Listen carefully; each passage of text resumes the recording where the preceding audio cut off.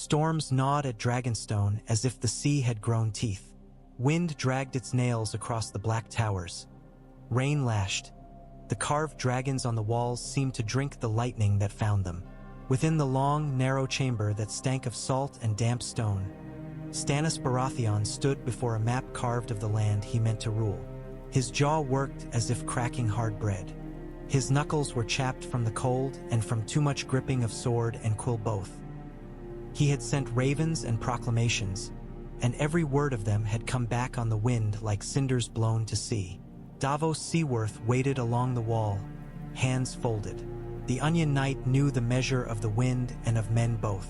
The wind that night tasted of old iron. The man before him had eaten too much of duty and none of mercy. "The courier is in the boat room," Davos said when the silence had grown too heavy. "He bears a seal of the golden rose, wax over green. He asked for you. He knew your watchword for the night." "Any man can learn words," Stannis said. "Not Lady Olenna's," Davos allowed. "Unless she means him to."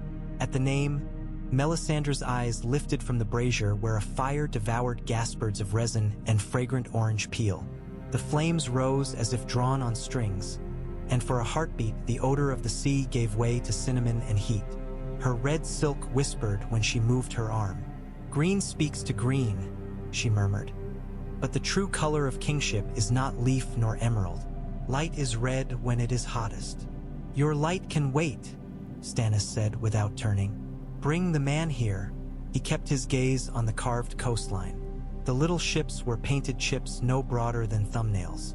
One of them, set off from Dragonstone, was marked with a stag in black ink and a careful hand. He had no patience for pretty toys, but this one he touched sometimes, to remind himself that maps were dreams unless made to bleed. Davos went.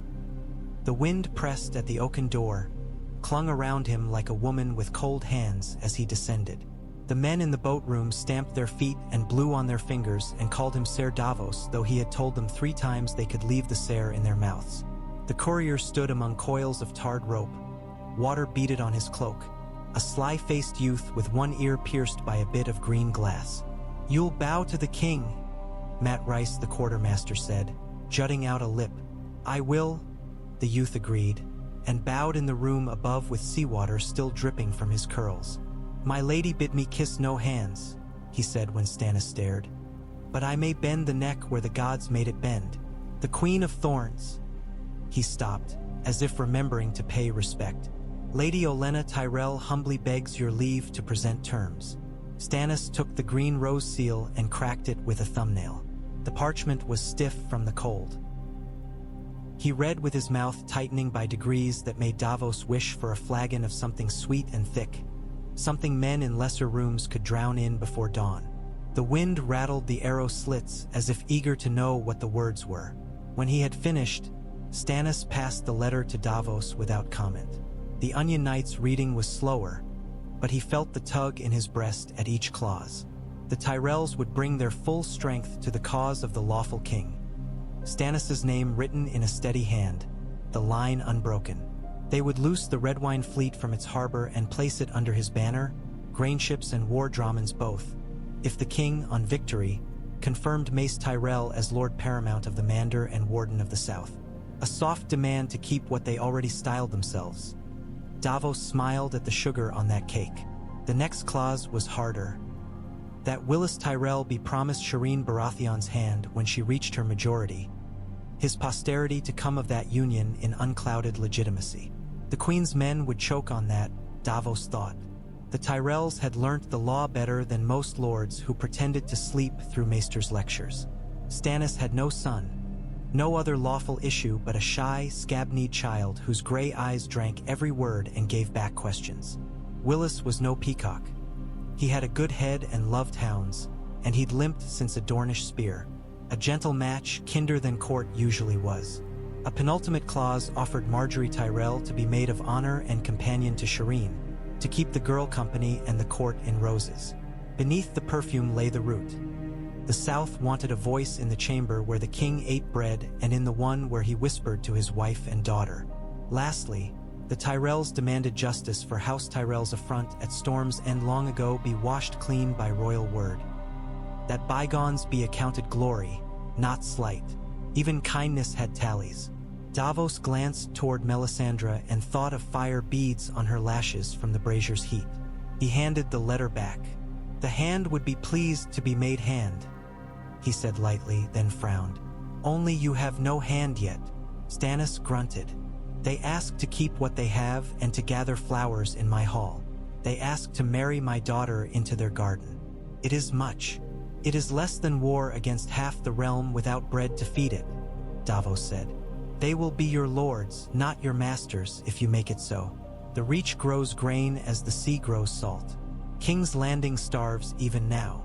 It starves, Melisandre said, because its queen is a whore and its king a bastard, and men who worship false lights feed false flames. These Tyrells worship their own bellies. They will bend while the fire warms them. When the storm comes, they will at last break. By then we'll have crossed the bridge, Davos said. Stannis' jaw flexed. He looked at the flames. Melisandre's lips parted, and Davos felt that soft singe in the air again, that itch across the skin like a heat mirage. I see green, she murmured. Green not of leaves but of burning. I see a chain that is no chain. I see a boy with a dog's heart and a girl with a rose's smile, each hiding thorns. I see a sword in water. Prophecies, Stannis said in a flat voice. Eat at a man like worms in fruit. Lady Olenna sends fruit with worms I can see and pluck. I will take her fruit and keep the worms in my hand. He put the letter down. Write her, he told Davos. Tell her my seal is set to her terms except one. Mace Tyrell will not be my hand. I will name him. His mouth thinned. He shall be master of laws. Paxter Redwine will have charge of the fleet. Garland Tyrell will have command on land with my Lord of Dragonstone and my Lord of Storm's End. He hesitated, a rare thing for Stannis, and Davos saw the bite marks on duty. Send that the marriage of my daughter and Willis Tyrell is my will. This union, write that word, shall bind king and south in friendship to the third generation. Marjorie Tyrell will be a companion to my daughter, and shall have a place at court. And the washing clean? Davos asked. Stannis' eyes glinted like iron under surf. I starved behind your father's banners, Lady Olenna. I held a castle for a king. Tell her I will wash Storm's End in salt and say the siege and honor to both houses. Is that plain enough? It is plain, Davos said. Stannis' hand went once more to the carved chip marked with a stag. When he lifted it, he left a little spot of damp behind. He had not noticed his fingers were wet. At Highgarden, the smell of crushed mint lay in the shadowed cloisters, and bees murmured as if repeating secrets to one another. Lady Olenna sat beneath a trellis heavy with late blossoms, their petals pale as moonlight. Roses bred to bloom when they should not, obstinate things grafted to obey the will of gardeners. Her little knife cleaned under her nails. It glinted when she tilted it to watch Davos's face. Plain, she said dryly. That is a word men choose when their pride fights their hunger and hunger wins. Let him keep his pride. We shall feed the rest. Mace Tyrell sputtered in velvet, his stomach a globe. His hand drifted unconsciously to the gold pommel of his sword. Master of laws? I marched my banners the length of the Mander for less than that. I have 320 ways to put your foot in your mouth, Olenna said, slicing at a speck that was no speck. Stop counting your banners and count your breaths. There, we have saved you from two kinds of choking. Garland stood beside the trellis, tall and mild. Willis, seated near the Queen of Thorns, had a heavy hound's head in his lap. The bitch yawned as if bored by politics. Loras paced like a panther caged in roses. Marjorie floated in white, the lace at her throat like frost, her eyes moving between Davos and her family. She was not a girl to Davos's eye, nor wholly a woman. There was a steadiness to her that he had learnt to trust in shipmasters and in mothers who had buried a child. She understood that coin would be paid in blood and was resolved where to spend it. Stannis is a hard man, Olenna went on. Hard men live, and the realm lives when they keep watch. Hard men are not loved. But the realm does not need love. It needs bread and law. Bread we have, law he has. We shall feed each other. Renly would have given us a crown, Loras said. He would have given Marjorie a crown. He would have smiled. And played at kingship until a real one came with a hammer, Olenna snapped. Would you have us tie our blood to a lie? Stannis is the lawful heir. She flicked another imaginary speck into the air. He will never set aside his wife. I do not want my flower watered by that man's eyes in any case. Our way is the better way. Marjorie's lips curved. I had rather be a gardener who plants trees that last than a girl who wears a heavy winter crown and drops it when she sneezes. Willis brushed the hound's ears. He is right about bread, he said. The city starves. In another fortnight, the fishmongers will be selling gulls. It will be a different sort of riot when they discover gulls are worse than crows. What of Lannister gold? Mace said, flustered, stung. Tywin has an army in the field and bread in his barns. Bread? Olenna's knife tapped against her palm. In the west they have cheese and stone and men with thick skulls. Their gold buys sells words but cannot conjure grain where there is no rain. Besides, Tywin's head is too heavy to turn. He will not bend to this king. He will not bend to any. He will break and loudly, and we will be standing where the pieces do not fly. This sailor says the king will not make you hand. Perhaps that saves you, my sweet, from too much wine and too many quills. Garland, you will take command on land when we march with this king. I have never liked your father's taste in tactics. Nor mine, Garland said, smiling as if she had complimented his boots. You have a head for maps, and your hands are steady, Olenna said. And you lack your brother's appetite for showing off. Loras had stopped pacing, his gaze on Davos like a drawn blade. Stannis starved our men at Storm's End. Stannis starved while he kept a king's castle, Marjorie said. You starved too at times, brother. It did not make you cruel. Loras's mouth compressed. Then, with the quick honesty Davos had seen in good captains after danger had stirred their hearts, he nodded once. If we do this, we do it well. I will not ride in the second rank behind some fishmonger wrapped in a red priest's prayers. I want the van. You will have the van on the day when there are 1,000 spares of you, Olenna said. But I will send you with the fleet and with our fastest riders, and you will eat glory like it is sugared almonds. The king shall have our rose, and we shall take his stag into our garden. And if he looks once at the wrong flower, we will prick him. Davos slept that night in a chamber that smelled of lavender and old wood. In the morning, the red wine fleet began to slide out from the arbor like a school of sleek fish scenting blood. Oars moving as one creature, banners in a line of green wine cups and red grapes that curled over water like summer boughs. Paxter red wine kissed Davos's cheeks and wept a little for joy at being loosed. I thought I would rot in my berth, he said merrily, and slapped the Onion Knight's shoulder as if he were a cask of something sturdy. On Dragonstone, the Queen's men knelt with teeth ground so fine that they swallowed powder with their prayers. Celis Florent had been told of the match for Shireen by 3 frightened men in sequence and had dismissed each in turn with worse words than the last.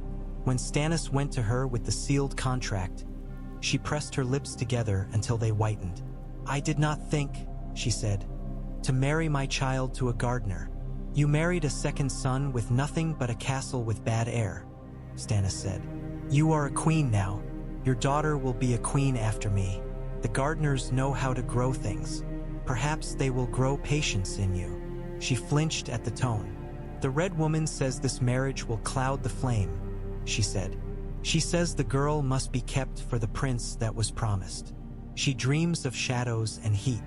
The Red Woman, Stannis said, does not command me. I am the king. In the throne room of the Red Keep, Cersei Lannister drank the last cup of a dark summer wine and set the cup carefully on the table. The taste of it lingered like regret upon her tongue. She had a way of making pleasures grow bitter even as she swallowed them. Outside the windows, the city boiled in its own heat and hunger. She had sent the Kettleblacks to fetch more bread from a granary that Varys swore still had stores. She thought of cutting one of their tongues with a letter opener to make certain they understood what failure would mean. Joffrey sat on the Iron Throne, his legs braced wide like a boy imitating a man on a privy. He wore his sword, though the blade had not yet found use beyond flogging the air in the yard. The chair bit him. The chair bit all men who were not born to it, and perhaps even those. Cersei could not tell if he felt its teeth. He only shifted and complained of his back. Tyrion Lannister rapped a knuckle on the table. "Wildfire production increases," he said. "We have enough jars to make a long green tongue in the river and 2 smaller tongues to lick at their flanks." He glanced at the map with the chain sketched across the mouth of the Blackwater. "We keep the chain as surprise. If the 7 smile, the first rank of their ships will sail into our harbor like gulls into a snare. The tongues will lick, and the gulls will be cooked." Cersei rubbed her temple. "Vulgar. Effective." Tyrion's mismatched gaze flicked up, quick as a finch's. "Your Grace." She looked from him to the windows. Far beyond them, there were ships like beetles on the horizon and banners like tossed leaves. The Tyrell rose among them. Rage went through her like bright metal. "Traitors," she said. "All of them. False friends, false lords, false gods. The realm will drown because men worship stags and roses as if they were saints. The realm will drown because it is a river, and rivers drown those who do not know how to swim," Varys murmured, bound in lavender and silk. "It would be wise to hold your breath, my queen, until the flood passes." Cersei hated the sound of Varys's soft voice almost as much as she hated the knowledge that he was not sweating. "This flood will not pass," she said. "It will break itself upon us." "The chain must be timed," Tyrion said, relentless. "We set it too soon, we trap our own river. Too late, and their vanguard smashes it with their bows. The alchemists swear their jars are sound. The hound will lead the mudgate. Our gold cloaks." He hesitated. "Well, the gold cloaks will do as they are paid if they are paid. If you would have me ride to the granary myself and stuff bread in their mouths, sister, say so." Cersei almost smiled. "I would have you set the river on fire." "An easy errand," Tyrion said. "We shall do it at dawn." Sandor Clegane grunted where he leaned against a pillar, his burned face in shadow. "Men burn," he said, as if to no one, and left the hall with a clack of spurs. It began before dawn, as most murders do. The city shook itself like a sick dog. Fishermen blinked at the line of lanterns on the water. Pax to Redwine's Dromons came in neat row, oars lifting, dipping, lifting, the water around them like beaten metal. Behind them glided the heavier warship Stannis had gathered over years of scouring, patched and cannibalized and stubborn. The wind smelled sweet. The Black River breathed.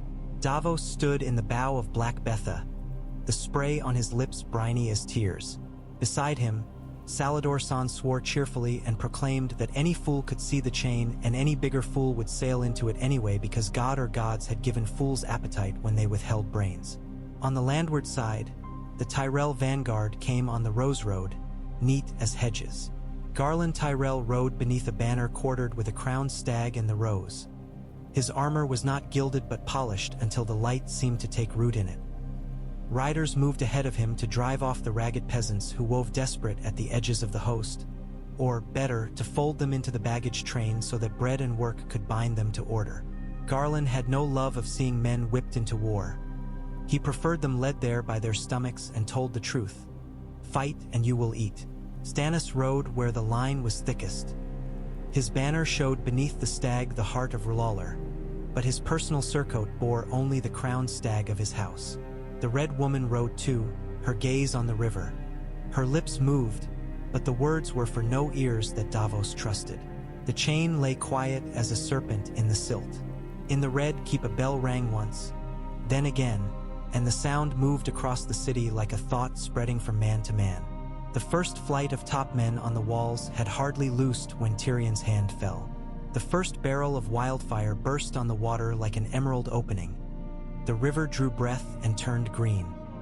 Screams carried all the way to where Davos stood. He could not tell whose men they were. When the river burned, Men were men and not banners. "Steady," he called, though Black Betha's oarsmen did not need telling. "Steady now." The first 3 red wine ships had been sacrificial, their holds ballasted with stone beneath thin planking. They took the first gouts of green, burned brilliantly, and sank by design, dragging flame under and choking it with water. The 4th ship came on. Arrows rattled. The air tasted of stone and bitter resin. Fire leapt like a thing that had waited too long and could not be contained now it was free. The chain surged up like a black spine, water sheeted off it. It caught the bows of half a dozen Dromons and lifted them with a groan of wood. On the wall, Tyrion Lannister watched and thought of rat holes and cats. He had been a boy who liked to pull aside stones in the garden and peer at the little lives under them. He was a man who lifted schemes and watched the schemes beneath. The wildfire's green clung to his eyes. The chain had worked. He wanted to dance. He did not. "Signal the barges," he said instead. "Now." Hobbled red wine ships drew up alongside the trapped vanguard. Grapnels bit. Men in half armor swarmed. The smell bit too. Beneath the mud gate, Sandor Clegane stared at the living fire and did not move. A boy tugged at his sleeve. Some little gold cloak with a peach-fuzz face and melted courage, and Sandor cuffed him down. Flames licked at the gate itself and crept into the seams of men's thou. "GHTS. Open," Garland said, when the first of his sappers set their charges across the gate's inner buttresses. His voice was a quiet rain. Open now, as sometimes gates must. He had studied Stannis' holding of Storm's End as if it were a song he could play on a lute and had learned from it the art of outlasting. But the city would not be starved when the river burned. It must be pride. Inside the gate, Tyrion took his axe and led the sortie because men followed a small man who ran where the tall hesitated. He swung and felt bone. He ducked and a pike went where his skull had been. He planted his boot on a Vinetown spearman's belly to wrench his blade free and shouted until his throat hurt. The hound did not come. A kettle black did. Bronn came laughing. Podrick Payne came wishing he were anywhere else and saved Tyrion's life that day with a thrust that was not skill so much as fear well aimed. The chain broke at last when 3 red wine Dromons crashed it from the seaward side and a 4th, flaming and shrieking like some creature in extremis, fell across it. A space opened, not large, but faith can pass through the eye of a needle when coin is behind it and fire ahead. Black Betha wriggled like an eel between wreck and chain. Davos felt the hull shiver under him and kissed the iron with her ribs, and he loved her then as he had loved few things he could name. On the far bank, a flight of arrows came in a sifting cloud. Men around Davos sagged and stood again and pulled. There are moments when oars know more than their masters. On the city's landward side, Stannis made the narrow place a wedge and hammered. The city, long starved, found that it bled easily. When the mud gate opened, it did so with a sound like teeth being pulled from a skull. Garland drove through the gap. He wore no plumes. When a gold cloak knelt to him, he grabbed the man by the collar and heaved him to his feet. "Up or you are trampled." Then he was gone into the press. Cersei Lannister drank the poisoned tears she had prepared for Tommen in a cup of stout sweet wine because the sound of them slopping in the vial sickened her. Shae braided Sansa Stark's hair in coils that made her crownless. Sansa sang softly to keep the fear inside its cage, a hymn she remembered from Winterfell, to the mother's gentle hands and the maid's swift feet. The hound came to her chamber with his face like a burnt field and told her to sing louder. She wrapped her voice around his quiet as a girl might wrap a shawl around a wounded hound in snow. Then he went away because he could not bear the green. At sunset, the Red Keep stood alone like a lighthouse on a spit, the city around it smoking and full of screams. A banner went up over the gatehouse that was neither lion nor stag alone, but both pressed together. The crowned black stag of Baratheon stamped upon a field quartered with gold and green. The roaring that rose from below was not triumph. It was relief and terror and a new hunger. Tyrion Lannister woke in darkness with the taste of copper in his mouth and a bandage on his head. Podrick's face swam above him. "Did we live?" Tyrion asked. "For now," Podrick said, eyes enormous. "Ser Mandon tried to kill you." "Of course he did. Tyrion whispered. "Tell my sister I am dead and my father I am king." He laughed then, softly, because sometimes a man must keep one jest in his mouth lest he drown in blood. Tywin did not arrive. He had turned his host for Harrenhal, called by reports of smoke in the river and ravens with confusion in their beaks. When he learned the city had fallen to the stag and the rose, he stood like a piece of rock in shallow water with fish snapping at his edges. He had thought to prune a garden and found the gardener waiting with shears already sharpened.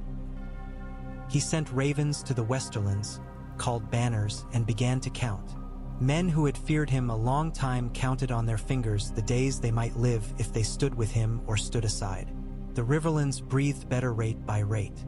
Walder Frey, who could smell a winning host as a hound smells offal, sniffed and prevaricated. When Stannis entered the Red Keep, he did so without pomp. He had washed, and his hair, still wet, lay plastered to his skull. His knuckles bled where he had punched a man who had tried to sell him a sack of hands. He walked like a man whose legs belonged to the iron below the floor. Melisandre floated beside him. Davos limped. His knee had taken a pike graze he had ignored until his body remembered it at leisure. Eddard Stark's bones were not in the throne room. After a little while Davos learned that Cersei had sent them north as a jest, not knowing the jest would rot in a wagon axle and end in a tavern on the Trident Six Towns from anywhere a lord's bones should lie. Stannis looked at the Iron Throne and then at the boy who had warmed it for a year. Joffrey had been dragged from the rookery where he had tried to force the maester to loose all ravens with the same word written on their wings. Help. He kicked like a caught fish and brought up green water. "You are nothing," Stannis said to him quietly, before the men of the court, before the small folk who had come to see the day. "You are a lie dressed in gold." Joffrey spat and howled and named his mother and threatened. Stannis ordered the cells made tight. Crowned or not, men were not burned in this hall. "Justice," he said when Melisandre's head tilted. "Not salt for your fire." "She is not a queen," Stannis said of Cersei in the morning, when they held court for the first time. "She is a traitor and an adulteress."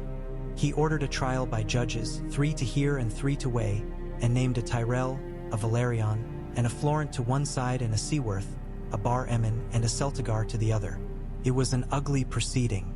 The truth in such halls is a creature with a broken paw. It limps, and men kick it as it passes.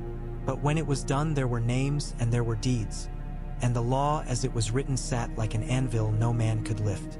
Cersei walked to the scaffold in a plain white gown with her hair unbound. She looked at the crowd with a kind of savage pride, and when the blade fell the city made a noise that was not joy. They had learned what a queen's death felt like. It was a cold thing in the mouth. Joffrey screamed until his voice broke and then confessed anything he thought would buy breath. Stannis let him speak and made note of what he said and then took his head because a false king cannot be allowed to sprout again like crabgrass. Tommen and Myrcella remained. Of the two, one was at Sunspear under Martell watch and one had turned his face to the stone wall of his cell and cried until he could not breathe. Stannis sent him to the wall with a quiet letter and a purse of good coin to the watch that they might feed him. "Let him learn a king's work," he told Davos. "Perhaps he will be a better man in black than ever he could be in gold." "Mercy," Olenna said when she heard. "He has pockets for it after all." She did not smile. Marjorie went to Shireen as if to a sister left behind at a feast. She sat with the girl in the godswood where the weirwood had been hacked down long ago to make a wine rack for some long-dead hand. The sunlight there was the color of tired parchment. "I do not like the way the Red Woman looks at you," she said softly to Shireen, who had a book in her lap and her finger on a line about a king who could not read. "She looks at everyone as if they are a candle," Shireen said. "Some she likes lit and some she likes snuffed." "And what does she like for you?" Shireen thought about it. The grayscale scar on her cheek puckered when she frowned. "She would put me on a shelf and keep me from drafts," she decided. "But she would not let me play in the yard." "We shall change that," Marjorie said, and they went to the yard and called for dogs. Willis came to the city with a train of hounds and hawks and a new saddle made by a master of the Citadel's device, whose name no one could pronounce without laughing at the end. He bowed to Shireen with a steadiness that made the court breathe easier. He was not a preening peacock. He was a man who had been made to sit when he wished to run and had taught himself how to run sitting. Sansa met him beside the kitchens by chance when a pie turned out too thin and the cook swore and dropped crust on the flagstones. Willis was laughing. Sansa was apologizing for the cook as if the pie were her fault because the cook was northern by a cousin and all northerners felt responsible for each other when southerns cursed them. Willis asked her if she liked dogs. She said she liked wolves. His eyes lit and they began to talk. Olenna sat with Melisandre one afternoon in a tower whose windows looked down the black throat of the river. "I do not like the way you look at my garden, dear," Olenna said. "You have the air of a girl who wants to burn the weeds and then burn the flowers to be certain the weeds do not hide among them." "I look at all the world and see night," Melisandre said. "Night with teeth. The weeds in your garden snarl, Lady Olenna. They hide men who would cut throats before dawn if a purse matched their fancy. They hide small gods who light no light. Night is not moved by honey. Night is sometimes moved by bread," Olenna replied. "You will not burn my bread." "I will burn what my lord commands," Melisandre said. Her eyes were very red. They made Olenna think uncomfortably of a wine spilled and never mopped. "You will counsel him to burn a boy," Olenna said. "Or a girl. I have the nose for it. Perhaps you will choose a cheerful hour for it, and there will be singing. There is always singing when priests bloody their hands." Melisandre's lips twisted a little. It might have been a smile if there had been more mouth and less teeth in it. If a boy's blood wakes dragons of stone and saves 1,000,000 in a winter that does not end, what price is that? Would you not prune one branch to save the orchard? "I grew up pruning," Olenna said sweetly. "It taught me which hands to let hold the knives." Edric Storm slept in a tower on Dragonstone where the sea hissed constantly. The boy was sweet-faced and eager. He loved to practice with blade and bow, and he loved to boast to men who wished to be viewed as uncles that his father's beard had been as black as a crow's wing, and that his laugh had been a thing a man could hang his coat on. Melisandre had not forgotten him. When it was known the boy would be brought to court, because Stannis, though he did not love him, would not hide his blood, Melisandre's candle burned low and straight. She spoke very gently to Celis about duty. Davos found the boy first. He told him stories about leeches and iron and the way sailors pick up bad luck by accident as easily as a careless girl picks up burrs in the long grass. "You'll come to court," Davos said. "When it's time. More quickly if you stay where you're put. If you run, you'll be caught, and it'll be the wrong hands that catch you." Edric listened and nodded and then, like any boy, tested the boundary with his toe. He did not run. He wrote to a girl he had smiled at in Dragonstone's kitchens, and he practiced his bow, and the leeches remained in a jar far away. Letters went across the realm like geese with their necks stretched. Robb Stark, king in the north by acclamation of men whose fingers had stiffened on spears hafts in snow, held the trident where a bridge creaked like an old woman's back. His mother read him Stannis' words and could not keep from tears at the line that said Sansa Stark walked the yard in King's Landing unafraid. Robb rubbed his temple and looked at the river and thought about crowns and bread and men who ought not die. "He demands your fealty," the Blackfish said, not so much grim as resigned. "We knew he would. He is stiff. He is iron. That will go on being true." "He has taken the city," Robb said. "The Lannisters are broken there. Tywin still frowns in the west. My banners are tired. The Freys are sour." He closed his eyes. He saw a girl smiling at him with brown hair. He saw winter apples. He saw a hearth at Winterfell that would burn clear and steady when he was dead. What does the North want? The North wants to be left alone to tend its own fires, Catelyn said. The North wants its sons alive. Your father would have said. My father would have said do what honor demands, Robb said sharply, then softened at the look in her eyes. What does honor demand? That I keep the crown men gave me when their hearts were hot? That I take it off when bread is offered and call it wisdom instead of weakness? He offers peace. He offers law. He offers Sansa free. The price is kneeling, the great Jon said with a laugh that had lost some of its thunder. You kneel before no man. I kneel before the grave, Robb said. Before the winter, before the wall of my father's memory. I kneel willingly before those. If I kneel to Stannis to save 10,000, am I a smaller man, or merely a man who has counted? He sent a raven. He signed the letter with a hand that trembled once and then was steady. He styled himself Lord of Winterfell in the second line, and Warden of the North in the third. He asked a price of his own, justice for the riverlands that had bled, and for men who had burned them. Names were written. One of them was Ser Gregor Clegane, another was Amory Lorch, a third was Ser Island Payne. He took my father's head, Robb wrote, plain as northern bread. Stannis read that line and closed his eyes for a breath and said, "He did," and put the name at the top of the page he carried to his judges. Dorne stirred when ravens landed. Oberyn Martell came to court with a smile that made ladies look twice and men look to their scabbards. He kissed Marjorie's hand and let his lips linger a fraction past courtesy. He called Willis brother with a warmth that did not quite hide old regret. He asked Stannis for a cup and took it from Davos's hand. "Justice," he said softly when he drank. "I have a taste for it. It is rarer than men suppose." Stannis tabulated claims like a taxman and paid 2 out of 3 where the law required and none where it did not. It astonished some that he did not bend and some that he bent at all. He granted Dorne the trial it had asked of Ser Gregor Clegane, and when the man was taken at last on a roadside by a wedge of men under Garland Tyrell and bled badly before he reached the city, Stannis refused to call it done. "Dying is not the same as answering," he said, and ordered a maester to hold the life in him until he could sit in a chair and hear the accusation named. Dorne watched and smiled without showing teeth. The small folk, who had learned to love rumor as food in hungry days, told a new rumor that the king was marrying his daughter to a man who limped because the law had told him to. They found it funny and reassuring both. The law, like a good father, told everyone to sit down one by one and eat. In the far north, crows beat at the frozen air in frantic black rags. Samwell Tarly wrote with his hands shaking as he described things that did not love heat or bread or law. Maester Aemon's eyes were milk, but he could hear blood moving in the walls. They sent ravens to every lord whose name had ever been written in the Watch's book. Stannis read the letter alone.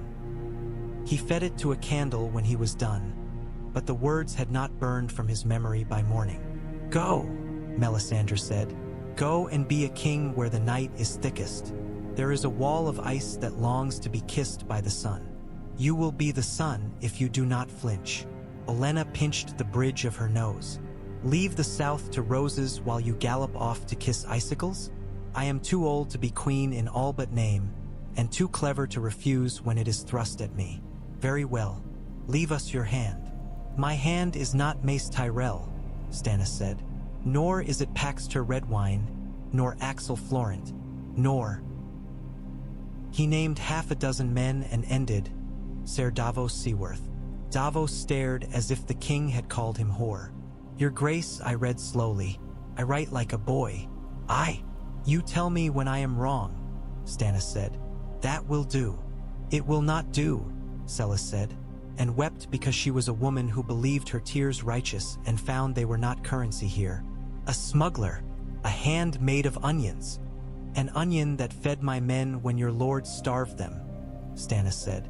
"You will obey him as you obey me." Davos moved through days that felt too large for his shoes. He signed writs. He met with men who preferred to speak to banners. He walked the streets to see where bread gathered. He visited the king's daughter and found Sansa and Marjorie with her. All 3 heads bent over a small wooden horse with bad legs. Willis had carved it. Sansa had smoothed its rough edges. Shireen had painted a tiny stag upon its flank. The sight made him smile in a way that frightened him. "You will have to go to the wall with him," Melisandre told him one night in the brocaded chamber where she tended her fire with strange, sweet-smelling woods brought from Karth by a captain who claimed to have sat on a blue tower and watched a woman dance with knives in her hair. "He will die without you near." Davos looked at the flames and saw nothing but fire. "You see too much," he said. "I see enough." They went. The banners that rode north were harsh. The crowned stag, the smoldering heart Stannis had taken without asking. A scattering of Stormland houses who had tested and found the king hard as iron and discovered they loved the sound of iron striking iron. To the company were added men with roses on their surcoats who had argued with their grandmothers and lost. Garland did not go. He loved war, but his wars were in the south for now. Loras begged and was refused. "You cannot sow and reap in the same meadow," Olenna told him. "Pick a field." The road narrowed. The world did too. Village tinned, forest thickened. The air bit. Men who had strutted grew quieter when their beards collected rime and their piss steamed in the dawn. Stannis rode like a man who had been born in plate. The further north he went, the more the land suited him. "This is a place that does not lie," he said to Davos when a wind came down the hills and made a knife of the breath in their lungs. The wall lifted from the world with the insolence of gods. When Davos first saw it, he forgot to swear. He had grown up among ships and stones, and he had thought himself unastonished. The wall made him a child. It glittered blues and whites that had never seen a flower. Jon Snow stood upon it with a few black brothers at his back and a girl with red hair at his side. He had taken the wildlings through the tunnel 2 nights past when the horn had sounded and men who had never worn a tie about their throats had learned to die for each other. Mance Rayder's camp sprawled like spilled oats. The drums out there were muted now by snow. When the king's banners curled over the hill and the rose and stag came up together, Jon's face changed the way a door does when a bar lifts behind it. The sound of hooves on frozen ground carried like hammer blows. The charge fell on the wildling flank where fires had been set to keep children warm. Men who had never seen a rose fell under a stag's hooves. It was not pretty. War seldom was. Mance ran. Stannis cut him off. The king beyond the wall was no fool and no coward.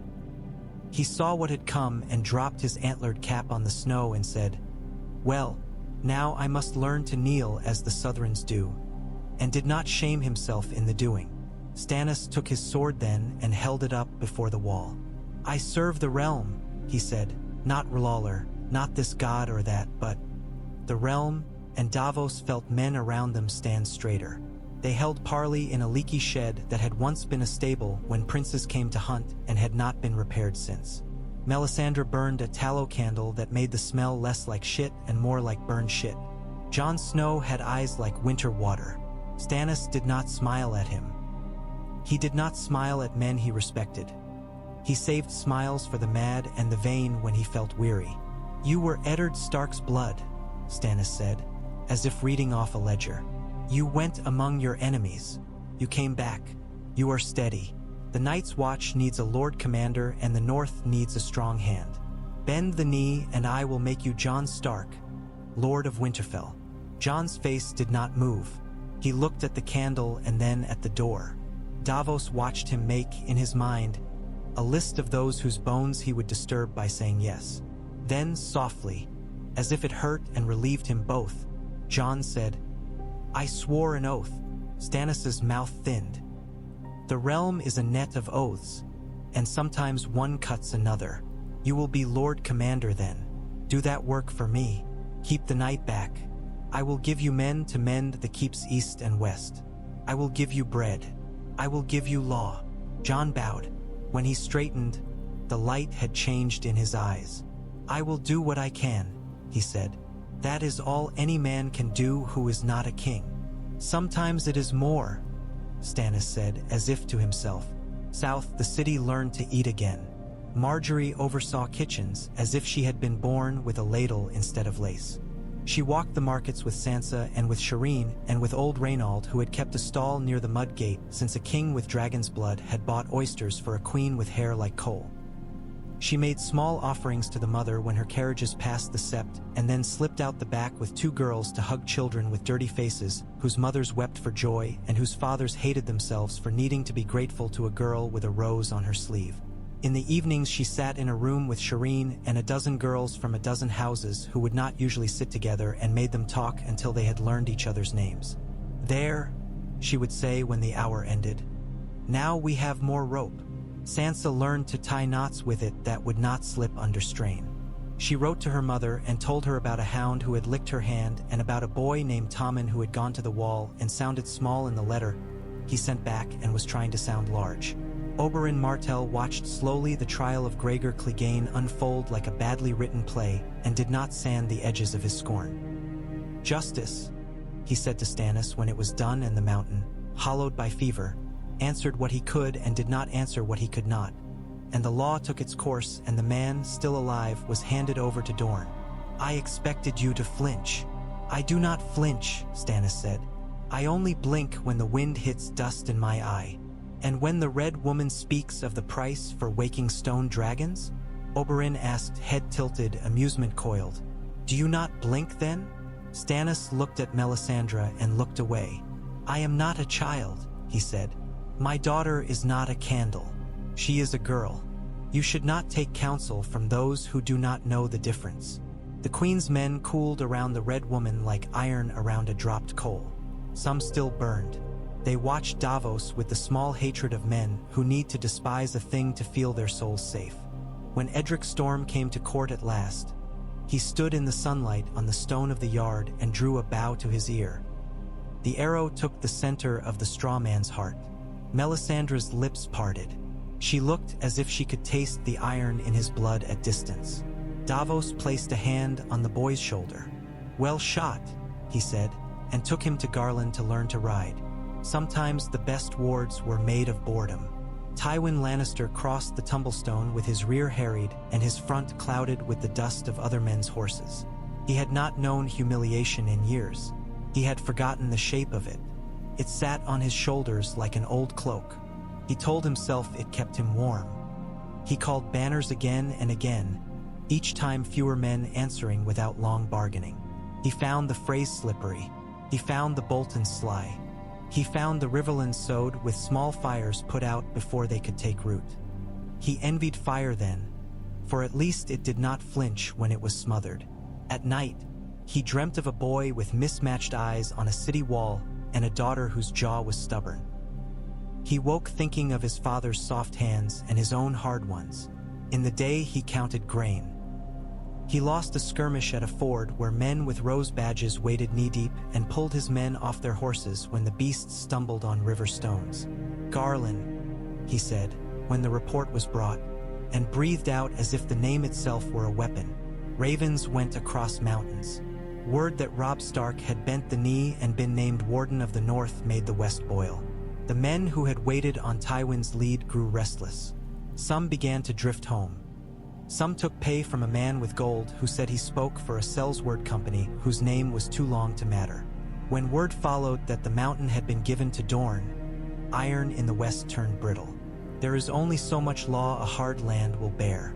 In King's Landing, they lit braziers in the great hall when the weather turned, and small men and large women warmed their hands over them without apology. Davos received a ragged man with snow in his beard who had seen giants and could not stop smiling from terror. Marjorie took Shireen to the sept and made her kneel and taught her to make the sign not too quickly. Willis trained a new litter of hounds, and a generation of small boys followed him through the yard and copied his careful gait until they learned that carefulness was not clumsiness but deliberate grace. Sansa fell in love very slowly with a man who laughed often and never at her. She did not know she had done so until she realized she had stopped counting the days since she had left Winterfell, because she counted instead the days until the hawk's molting ended. On a day when the light came low and slanted and turned the dust in the throne room to a swarm of gold, Stannis walked in without his crown and listened to a fishwife complain of a man who had taken her corner at the market. He asked questions as if he cared and then decided as if he were disinterested. "Stand him elsewhere," he told Davos afterward. "But make certain she is not cheating her scales." "You are the only king I have known who worries about scales," Davos said. "Scales are how poor men count coin," Stannis said. "War is how rich men count coin. I prefer scales." Snow thickened to the north. Jon Snow became Lord Commander because he understood how men think when they are cold and hungry and frightened. He sent wildlings to mend abandoned keeps and angered old men whose blood remembered when wildling meant thief. He said the word realm often, as if it were a charm. He wrote to Stannis in a hand that grew firmer. Of white shadows on the tree line, of a boy named Bran who had fallen and perhaps flown, of rumors like frost. Stannis read the letters and did not let his hand shake when he signed his orders and sent half his strength moving along the top of the world like a dark river. Far away across another sea, a girl with hair the color of snow under moonlight taught men to stop killing each other in a city that smelled of sweat and fear. 3 small dragons grew in her shadow. News of that, too, came west by merchants who lied for a living and still could not make that lie less like truth. Olenna sniffed. If she brings her lizards to our garden, we will feed them goats until they sleep and kill us in our dreams, she said, and sharpened a new knife. The court learned a rhythm. Garland checked the west like a careful hand checks a boiling pot and shifts it so it does not burn. Oberyn went home when the sand snakes wrote to him that they wished to spit in a Septon's eye and needed to know how to do so with ceremony. He left with a bow and promises to return for the wedding in time to mock the singers to their faces.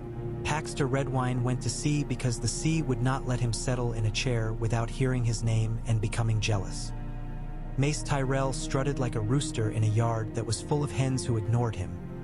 He smiled when they ignored him because he believed it meant they had already been satisfied. There were uglier days. A sect sprang up in the city that called itself the Pure and wanted to strike red-painted hands off men who bought women and women who sold themselves and children who were caught stealing bread. Stannis hanged its leaders on a morning that tasted of ash.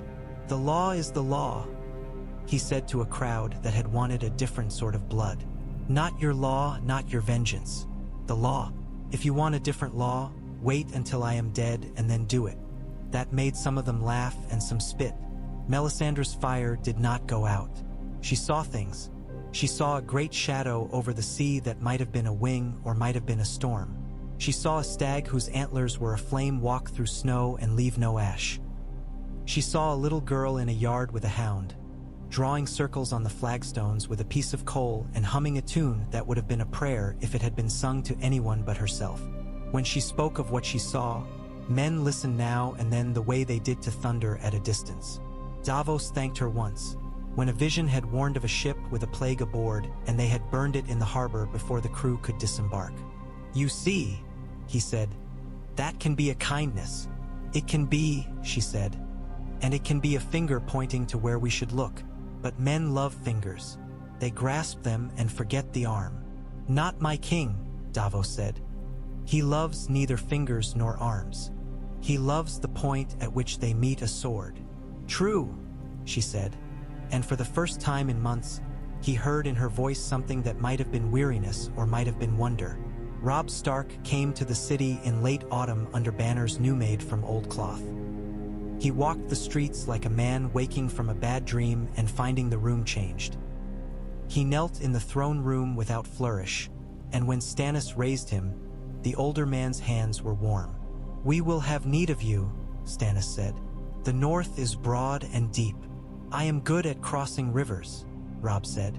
"You are bad at not harming boys who are fond of bridges," Stannis returned, but there was no lash in it. He liked men who had learned. He gave Robb his father's sword from the royal chest where the Lannisters had kept it like a trinket. Sansa touched the blade with 2 fingers and then her brother's cheek and did not weep. Willis stood politely aside and spoke to Robb of Hounds and Weather until Sansa could find breath again to speak without sounding 16. "What will you do with Bolton?" Robb asked later, when they stood in a narrow tower room with a thin chill cutting between the stones. "He has been loyal and not. He has written me twice and you once."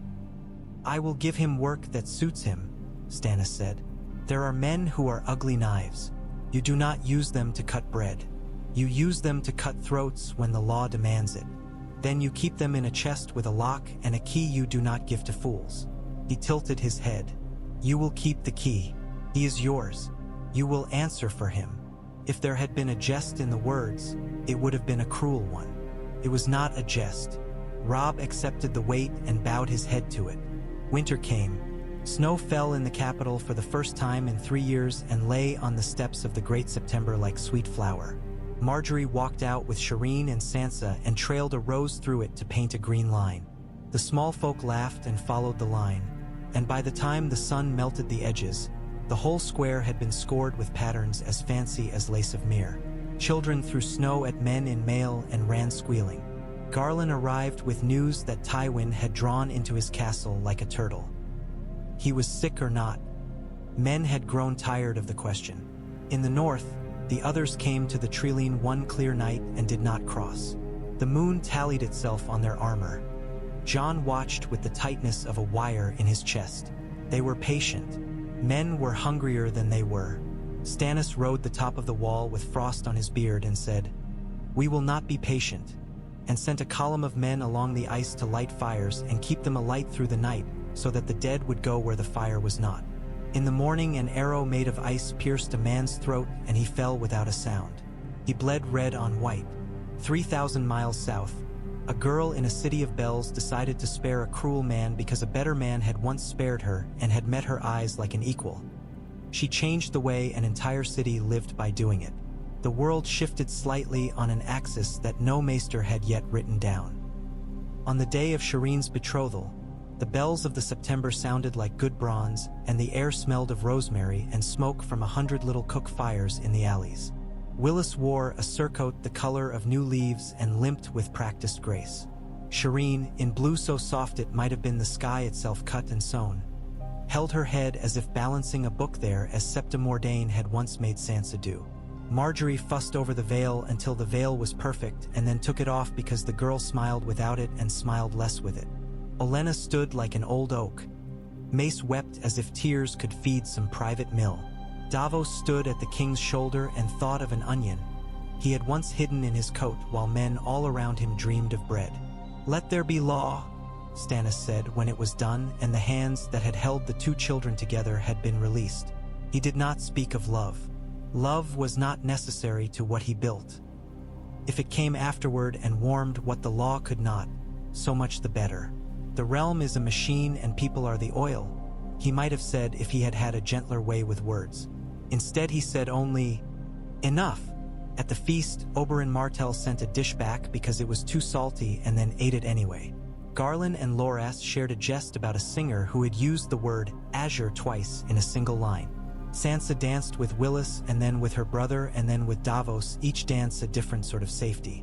Melisandre watched the candle flames and smiled once, quickly, when a gust of winter air came under the door and made them flutter and then steady again. Later, in the quiet that comes like a bomb after feasts, Stannis and Davos climbed the steps to the battlements where they could see the city sleeping and smell the sea. "We were lucky," Davos said, and immediately wished the word back. But it had left his mouth and could not be untied. Stannis surprised him. He nodded. "We were," he said. "Luck is a word men of the sea use and men of the law do not. I will use it tonight because there is salt in the air. But know this." He put his hands on the cold stone. "Law is a kind of luck men make for themselves. You put it in place like stones in a breakwater. When the storm comes, the water will beat and beat. It is never done beating, but some of it breaks. Some of it sprays and goes away. There will be other storms," Davos said. "There will," Stannis said. And there were. A ship out of Pentos brought a man with no nose and a clever mouth. He came under a false name and left as an advisor whose counsel was not taken often but which served as a map of paths that must not be taken. In some wars it is useful to know not only where to go but where you cannot afford to put your foot. A raven from the Vale brought word that a boy lord had learned to hit a target with a stone dropped from a height and thought himself a god. The woman guiding his hand had changed the feather in her hair and the color of her smile. From Old Town a maester wrote a letter so carefully measured that it resembled a poem in which every third word was window. Dragons, he hinted, in the east, not quite believed in, not quite laughter. In the far north, Jon Snow stood with Melisandre on the wall in a night so clear it could have been glass. "I saw you in the flames," she said. "A man wrought of ice and mercy both. I would rather be wrought of iron and bread," he said, and she surprised herself by laughing. When spring came, it came in tatters. The cold hung on in the city like a stubborn guest, drinking all the good wine and scowling at the chickens. The Tyrells pruned their gardens hard. The Red Keep rang with the sound of men learning not to kill each other with words because the law sat overhead and watched. The west quieted, then flared, then lowered again to sullen embers. Tywin Lannister died as men who have not been permitted to weep sometimes do. Privately, angrily, with a ledger still open and a quill said to have broken under his fingers. Cersei's name was spoken less. Joffrey's, seldom. Tommen's letters came with little drawings in their margins that made Sansa smile and saved another boy from turning to stone inside.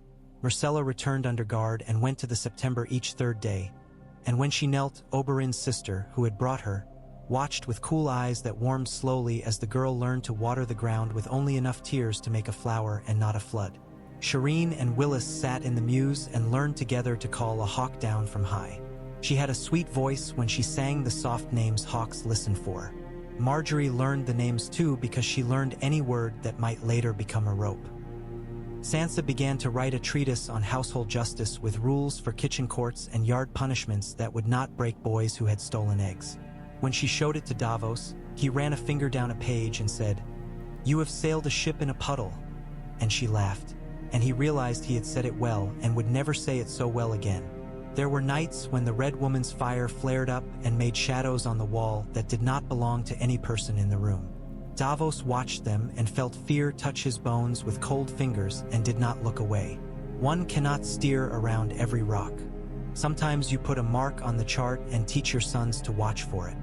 Once, late, when the castle was quiet as a man who has decided not to speak, Stannis went alone to the Godswood that was no Godswood. He stood among stumps that had been cut long ago and listened to nothing. After a time he said aloud, "I am doing it." There was no answer. The wind moved in the leaves of a foreign tree. A dog barked in the yard. Far out in the black throat of the river, a ship moved its anchor and the sound carried like a cough across water. The wheel did not break. Wheels seldom do, but the spokes shifted. When word came at last that the Dragon Queen had set her course west, the city did not tremble as it would have in another world. It breathed in and breathed out. The law sat where it had been put. The rose had twined the stag. The stag had not been choked. The flame burned in a brazier that was not allowed to lick the tapestries.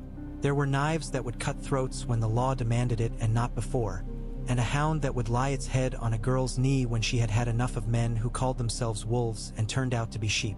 On the wall, Jon Snow watched the dawn come up thin and gray and then pink and then blue. He thought of a boy who had been offered Winterfell and had kept his oath instead. He thought of a king who had set law where there had been none.